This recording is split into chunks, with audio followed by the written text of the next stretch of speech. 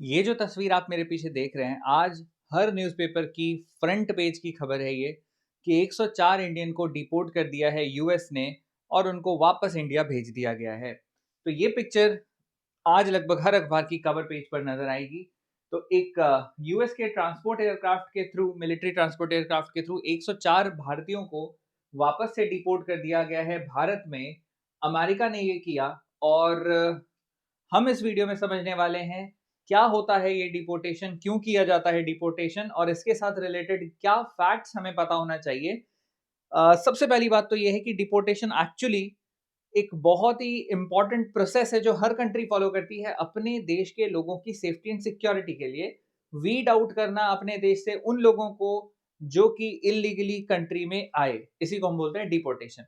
तो जैसा कि आप न्यूज़पेपर में, न्यूज़ चैनल्स पर हर जगह डिबेट सुन रहे हैं कि इंडियंस के साथ बहुत बुरा हुआ, सरकार बिल्कुल विफल है, सरकार ने कोई काम नहीं किया इस फील्ड में कि वो लोगों को अच्छे से लाती, माल्यार्पण करती उनका, उनको मालाएँ पहनाई जाती। तो ये बहुत ही वेग थ्योरी है। पहली चीज़, जो लोग डिपोर्ट किए गए हैं, दे आर क्रिमिनल्स एक्चुअली। तो उनको डील करने का तरीका भी वैसा ही होगा। They are not making India proud on the global stage, तो उनके साथ डील उसी तरीके से किया जाएगा। नाउ हम लोग को सबसे पहले समझना है व्हाट इज डिपोर्टेशन एक्चुअली, होता क्या है ये। तो deportation is the process of removing non citizen due to violation of immigration laws. उन सभी लोगों को जो देश में इमाइग्रेट करके आए बिना किसी वैलिड डॉक्यूमेंट के या फ्रॉडुलेंसी से, वो सभी होते हैं इलीगल इमाइग्रेंट और उनको वापस उनके देश भेजना इज कॉल्ड डिपोर्टेशन। अब क्योंकि यहाँ पर हम बात कर रहे हैं यूनाइटेड स्टेट्स ऑफ अमेरिका की, अमेरिका में ट्रम्प एडमिनिस्ट्रेशन ने डिसीजन लिया to weed out the people from different nationality. ऐसा नहीं कि सिर्फ इंडियंस के साथ किया गया, और भी अलग अलग कंट्रीज के लोगों को उनके रिस्पेक्टिव कंट्रीज भेजा गया है, चाहे फिर वो मेक्सिको के हों और फॉर दैट मैटर इंडिया के, पाकिस्तान, कनाडा वैनेडा, जिस भी कंट्री के हों, सभी को उनके कंट्रीज भेजा जा रहा है। तो अगर हम यूएस के डिपोर्टेशन लॉज की बात करें, तो इसमें एक एजेंसी जो मेन देखती है डिपोर्टेशन का काम, वो पर्टिकुलर एजेंसी है यूनाइटेड स्टेट्स की immigration and custom enforcement agency. तो अब हम समझेंगे यूनाइटेड स्टेट्स ऑफ अमेरिका में ये डिपोर्टेशन का प्रोसेस किस तरीके से होता है, फिर हम बात करेंगे इंडिया में इस प्रोसेस की। तो यूनाइटेड स्टेट्स ऑफ अमेरिका में सबसे पहले डिटेन किया जाता है हर उस इंडिविजुअल को जिस पे सस्पिशन होता है, जो फ्रॉडुलेंट एक्टिविटीज करके देश में इलीगली माइग्रेट किए हैं। डिटेन होने के बाद उनको भेज दिया जाता है डिटेंशन सेंटर्स पर। डिटेंशन सेंटर एक्चुअली एक जगह है जहाँ पर वो सभी डिटेनीज को रखा जाता है जो अलग अलग जगहों से जिनको डिटेन किया गया। बहुत ही बेसिक फैसिलिटीज यहाँ पर दी जाती हैं। कई बार बेसिक फैसिलिटीज से भी इट इज डिवॉइड ऑफ, वो भी नहीं मिलता। डिटेंशन सेंटर में एक पीरियड तक रहने के बाद उनको प्रोड्यूस किया जाता है एट द कोर्ट, और वो कोर्ट वहां पर जो होता है वो under department of justice, immigration court उसको हम बोलते हैं। वहां पर ये फैसला लिया जाता है कि क्या उनको अजाइलम में रखना है या बाकी आगे क्या करना है। तो फिर उनको अजाइलम में भेज दिया जाता है, जेल में भेज दिया जाता है। वहां से फिर एक पर्टिकुलर डे पर उनको फिक्स किया जाता है कि किस दिन उनको डिपोर्ट किया जाना है। अब जब डिपोर्ट किया जाता है तो यूजुअली डिपोर्ट करने के लिए मेन जो ग्राउंड है वो यही है कि जो एंट्री रिक्वायरमेंट्स है किसी भी कंट्री के, कुछ बेसिक कह सकते हो आप थ्रेशोल्ड रिक्वायरमेंट है उस कंट्री में एंटर करने के लिए, अगर वो पूरा नहीं कर रहे हैं आप, या नहीं तो फ्रॉडुलेंट प्रैक्टिसेस फॉलो की हैं, तो उनको डिपोर्ट किया जाएगा। इन सर्टेन केसेस ऐसा भी होता है कि वॉलंटरी डिपार्चर दिया जाता है। वॉलंटरी डिपार्चर मतलब कोर्ट कहता है भाई आप अपनी टिकट कटवाइए और अपने देश जाइए। अदरवाइज अगर डिपोर्ट किया जाएगा तो वो कंट्री कॉस्ट बेयर करती है और उनको दूसरी कंट्री, जिस कंट्री से उनका ओरिजिन है, वहां पर लेकर जाते हैं। नाउ दिस इज अगेन बहुत ही शेमफुल ये चीज होती है कि किसी को डिपोर्ट किया जा रहा है। So again the thing is, वो सभी लोग जो इंडिया में आए हैं वापस, 104 लोगों को, जिसमें गुजरात के, पंजाब के, हरियाणा के अलग अलग जगहों के लोग हैं, उनको इस तरीके से उनका महिमा मंडल किया जा रहा है जैसे वो बहुत बड़े कोई देश के लिए एक गर्व की बात हो। ऐसा कुछ नहीं है, ये बहुत एक शेमफुल चीज है और वो सभी लोग एक्चुअली क्रिमिनल हैं जिन्होंने पूरे देश का नाम बदनाम किया है। तो ये बाकी सारी थ्योरीज उसमें किसी काम की नहीं है, कोई वैलिडेशन उसका नहीं है कि वो दूसरी कंट्री में इसलिए गए क्योंकि उनको देश में अपॉर्चुनिटी नहीं मिल रही थी। तो there is a legit way of doing it. लाखों लोग इंडिया का, लाखों भी नहीं, हम कहें करोड़ों का इंडिया का डायस्पोरा है, उन करोड़ों लोगों में सब लोग लेजिट वे में भी गए हैं। तो ये कोई अच्छी चीज नहीं है, this is not something to be proud of. तो पहली चीज तो हमें ये जानना होगा। अब बात आती है कि इस तरीके से जो इलीगली माइग्रेट इंडिया के लोग अलग अलग कंट्रीज में कर रहे हैं, उसको हम किसी तरीके से चेक कर सकते हैं क्या, रोक सकते हैं क्या। इसी को लेकर रिसेंटली एक काफी बड़ी उम्मीद है through a bill that is going to be in parliament probably in this session or the next, और उसको एक टेंटेटिव नेम अगर हम कहें तो वो है overseas mobility facilitation and welfare bill 2024। ये नाम हो सकता है इसमें चेंज आए, ये भी एक टेंटेटिव नाम है। और what we are expecting from this bill is a proper safe orderly and regular migration. किस तरीके से माइग्रेट किया जाए उस सब चीजों को एक प्रॉपर एसओपी के स्टैंडर्ड ऑपरेटिंग प्रोसीजर के थ्रू, एक मॉडस ऑपरेंडी के थ्रू हम इंश्योर करना चाहते हैं। अब बात आती है कि ये इलीगल इमाइग्रेशन वाली जो कहानी है, इंडिया के लोगों को अलग कंट्री ने, यूएस ने डिपोर्ट कर दिया, और फॉर दैट मैटर कोई भी कंट्री डिपोर्ट करती है, क्या हमारे पास भी कुछ ऐसे लॉज हैं? तो जी हाँ, हमारे पास भी कुछ इंटरनेशनल ऐसे अपने इंडिया के लॉज हैं जो इंटरनेशनली अबाइड करने होंगे उन कंट्रीज को जो कि इंडिया में अपने कैंडिडेट्स को, अपने सिटीजन्स को भेजते हैं। तो हमारे पास सबसे पहला जो लॉ है that is called passport entry into India act of 1920। British काल का ये एक्ट था जिसके थ्रू हमारे पासपोर्ट गवर्नेंस की जाती है। हमारे देश में कोई भी आ रहा है तो उनको पासपोर्ट कैरी करना होगा, वैलिड पासपोर्ट कैरी करना होगा। उस वैलिड पासपोर्ट के ग्राउंड पर उनको वीजा मिलेगा with a certain period of time, जब तक वो इंडिया में लेजिट वे में रह सकते हैं।